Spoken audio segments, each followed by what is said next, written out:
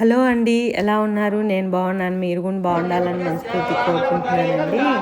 నిన్న సాయంత్రం నేను కళ్యాణంలో కూర్చున్నానండి. రాముల వారి కళ్యాణం. చాలా బాగా చేశారండి. పొద్దున్నే అభిషేకం, మధ్యాహ్నము హోమము ఉందని చెప్పారండి. పొద్దున్న పూట్ల కుదరలేదు నాకు. అందుకని మేము సాయంత్రం వెళ్ళాము.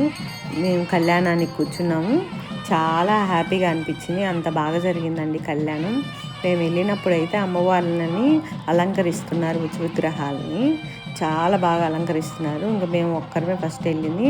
అందుకే కూర్చొని అమ్మ అలంకరణ కూడా నేను ప్రశాంతంగా చూశానండి. చాలా హ్యాపీగా అనిపించింది. మేము పోయినాకే ఒక్కొక్కరు వచ్చేసారండి. చాలా బాగా చేశారు చేయటం మటుకు. మేళాలు తాళాలతో అసలు అమ్మవారికి జీలకర్ర పెట్టేటప్పుడు కానీ గోవిందులు పలికారండి.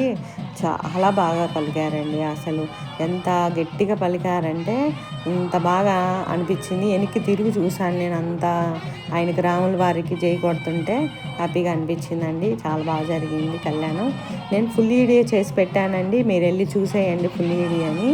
ఎలా జరిగింది ఏంటనేది అంతా పెట్టాను. చూసి ఎలా ఉందని కామెంట్ చేయండి. చాలా బాగా జరిగిందండి. అది మాట అయితే చెప్తాను నేను. నిజంగా ఏ జన్మల్లో మనకు అదృష్టం ఉంటే ఇట్టడి దేవుడి కార్యక్రమాలకి మనం పాల్గొంటాం. మీ అందరూ కూడా ఇలానే చేసుకోవాలని మనస్ఫూర్తిగా కోరుకుంటున్నానండి. నన్ను సపోర్ట్ చేసే ప్రతి ఒక్కరికి చాలా థ్యాంక్స్ అండి. సపోర్ట్ ఇలానే చేస్తూ షేర్ చేసి సబ్స్క్రైబ్ చేసుకోండి. చూడండి అమ్మవారికి తాళి వేసినాక మెల్లో మొత్తం అసలు ఎంత బాగా ఆయన మాట హారతి చాలా బాగా చేశారండి. అంత వివరంగా చెబుతూ చేశారు.